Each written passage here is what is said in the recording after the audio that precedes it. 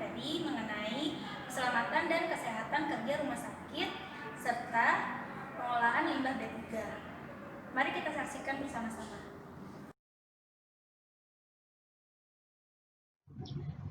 Kesehatan dan keselamatan kerja di Rumah Sakit Graha Juanda. Kesehatan dan keselamatan kerja yang berkaitan dengan tenaga kerja, pekerjaan dan lingkungan kerja yang meliputi segala upaya untuk mencegah dan menanggulangi segala sakit dan kecelakaan akibat kerja. Nah, kategori rumah sakit sendiri itu adalah upaya pengendalian berbagai faktor lingkungan fisik, kimia, biologi di rumah sakit yang mungkin dapat menimbulkan dampak atau gangguan kesehatan terhadap petugas, pasien, pengunjung, masuk sekitar rumah sakit. Kenapa sih harus ada kesehatan kerja? Yaitu revolusi industri telah mengubah pola penyakit. Lalu manusia yang bekerja minimal menghabiskan 1/4 waktu dewasanya di tempat kerja. Lalu lingkungan pekerjaan berbeda dengan lingkungan tempat tinggal. Apalagi kita yang bekerja di rumah sakit. Bahan yang digunakan dan proses kerja dapat menyebabkan gangguan kesehatan. Lalu, kenapa sih harus ada keselamatan kerja? Rata-rata 137 orang meninggal setiap harinya. Setiap 5 menit pekerja mendapatkan cedera. Setiap 10 menit pekerja cacat. Lalu jumlah kecelakaan kerja semakin meningkat. Nah, di sini ada grafik jumlah kasus kecelakaan kerja per tahun. Dilihat dari grafik di sini, angka kecelakaan kerja menurun dari tahun ke tahun, tetapi jumlah ini masih membutuhkan perhatian serius. Untuk itu, peningkatan budaya K3 masih harus terus dilakukan. Ini data tersebut sumbernya diambil dari BPJS Ketenagakerjaan. Lalu tujuan K3 rumah sakit adalah terciptanya cara kerja, lingkungan kerja yang sehat, aman, nyaman, dan dalam rangka meningkatkan derajat kesehatan karyawan rumah sakit. Manfaat K3 rumah sakit adalah yang pertama bagi rumah sakit. A. Meningkatkan mutu pelayanan. B. Mempertahankan kelangsungan operasional rumah sakit. C. Meningkatkan citra rumah sakit. Yang kedua bagi karyawan rumah sakit adalah melindungi karyawan dari penyakit akibat kerja, lalu mencegah terjadinya kecelakaan akibat kerja. Yang ketiga, bagi pasien dan pengunjung adalah mutu layanan yang baik dan kepuasan pasien dan pengunjung.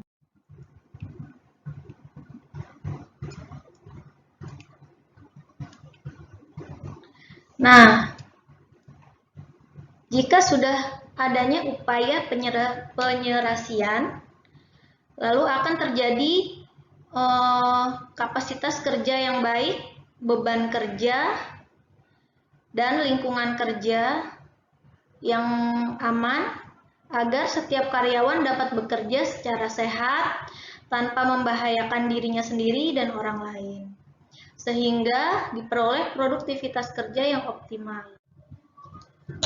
Nah, ini adalah penelitian terhadap konsekuensi piramida potensi bahaya.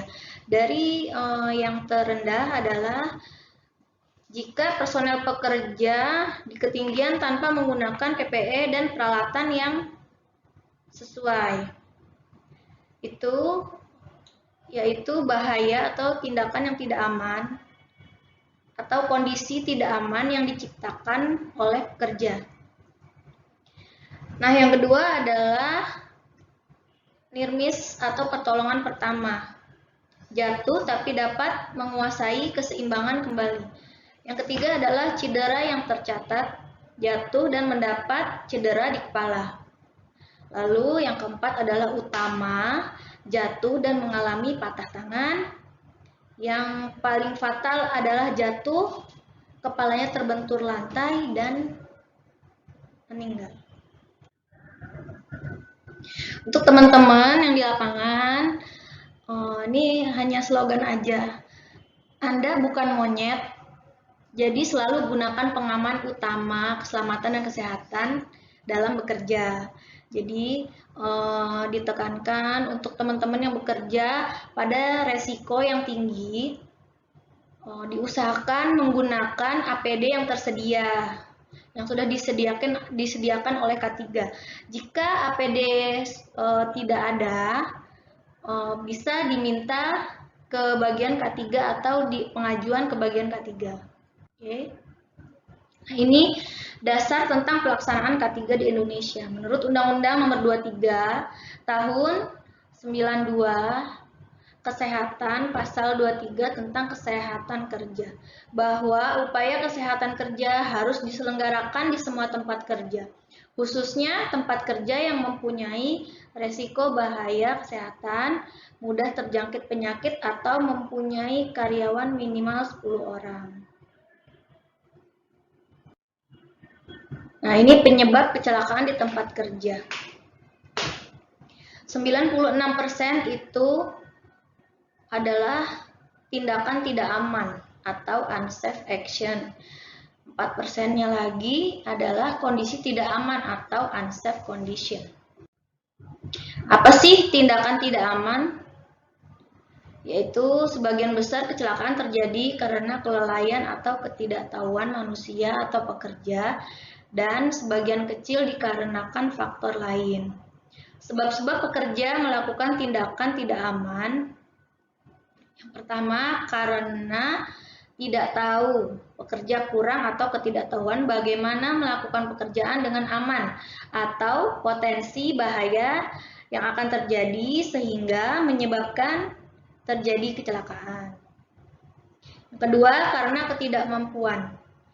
Yang bersangkutan telah mengetahui cara yang aman terhadap potensi berbahaya, tapi karena ketidakmampuan atau kurang terampil sehingga pekerjaan tersebut melakukan kesalahan dan kegagalan sehingga terjadi kecelakaan.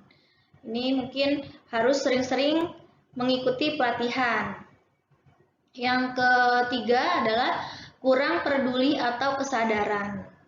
Jadi sudah mengetahui SOP-nya seperti apa, dan sudah sering mengikuti pelatihan dan sudah ada APD-nya, tapi memang tidak sadar atau tidak peduli, seperti itu. Lalu selanjutnya adalah kondisi tidak aman. Kondisi tidak aman itu lebih ke lingkungan, yaitu material atau barang yang tidak tertata dengan rapi, akses jalan yang terhalang, banyak kabel power tergenang air, berjalan di bukan tempat berjalan biasa. Contoh, di atas pipa yang tidak terpasang pengaman jatuh. Lalu banyak sampah di lokasi kerja yang tidak pada tempatnya. Merokok di lokasi berdebu atau gas yang mudah terbakar. Pelaporan jika terjadi kecelakaan kerja. Nah, jika terjadi kecelakaan kerja seperti kepleset, tersandung, jatuh, kepentok, tidak cedera ataupun cedera, segera lapor atasan dan mengisi form kecelakaan kerja dan lapor ke tim K3 rumah sakit yang nanti akan dievaluasi dan ditindaklanjuti oleh tim K3 rumah sakit. Nah, ini adalah contoh-contoh tindakan dan kondisi tidak aman. Contoh-contohnya yaitu jika kondisi tidak aman yaitu seperti ini,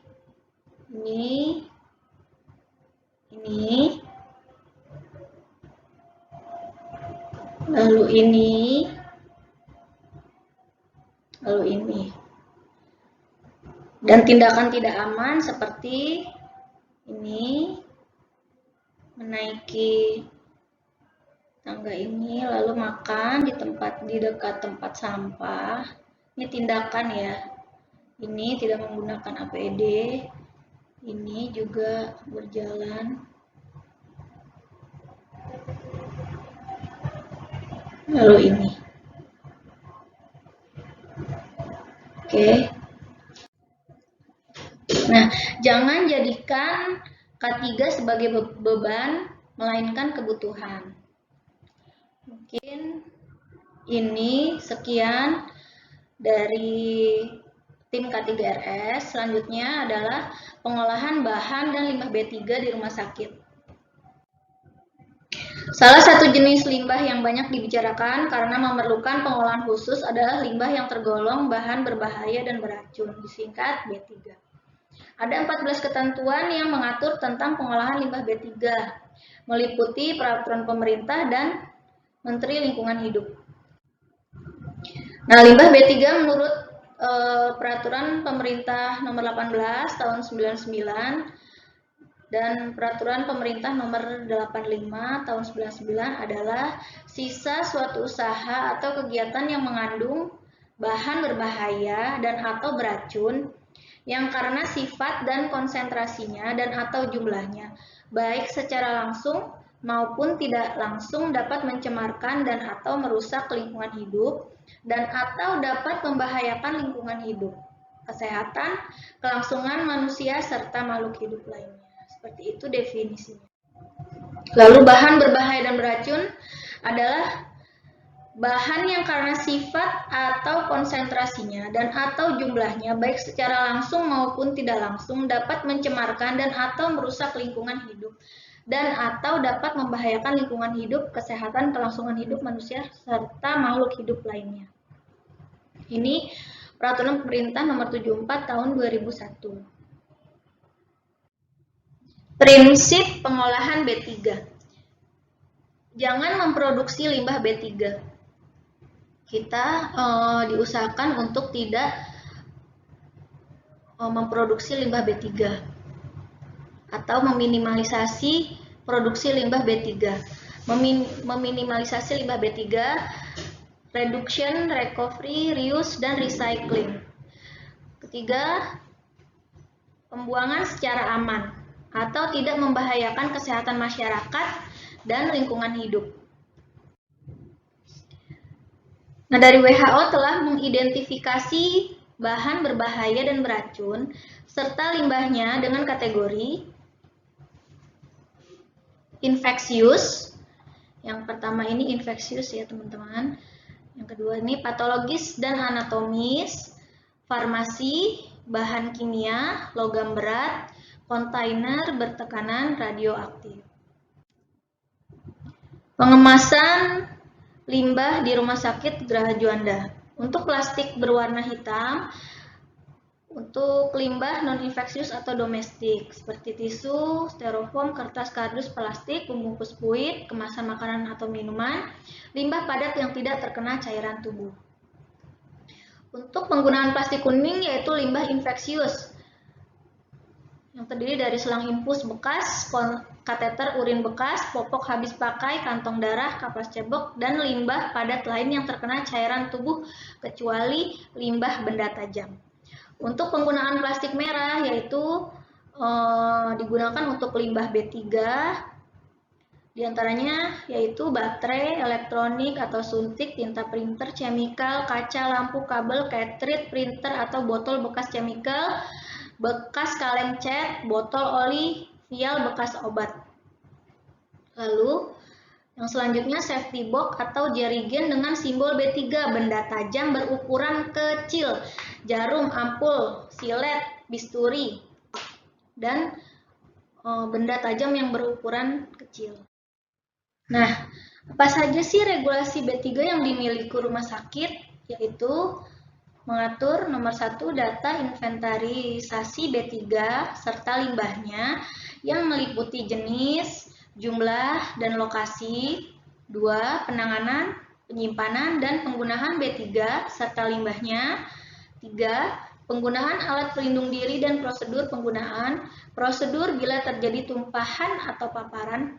Lapor atasan, kemudian mengumpulkan form kejadian tumpahan atau paparan ke K3 atau ke Kesling.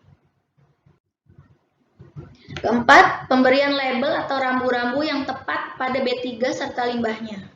5. Dokumentasi termasuk izin, lisensi, atau persyaratan peraturan mengenai B3. Nah, Rumah Sakit Geraha Juanda bekerja sama pengangkutan dan pemusnahan limbah B3 dengan PT Wastek Internasional. Sampai saat ini masih bekerja sama. Oke, untuk selanjutnya adalah spill kit. Apa sih spill kit itu?